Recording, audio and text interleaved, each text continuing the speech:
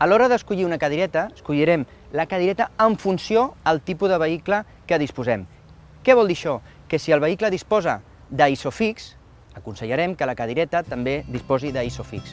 Què és isofix? És un sistema d'anclatge de la cadireta cap al seient. Per fixar la cadireta al seient, primer de tot extraurem l'isofix fins al màxim. Aconsellarem que la cadireta sempre estigui ubicada a la part de darrere, cantó dret. Encararem l'isofix a les dues ubicacions del seient de darrere i pressionarem fins que faci el clic. Regularem perquè la cadireta quedi totalment pressionada contra el seient.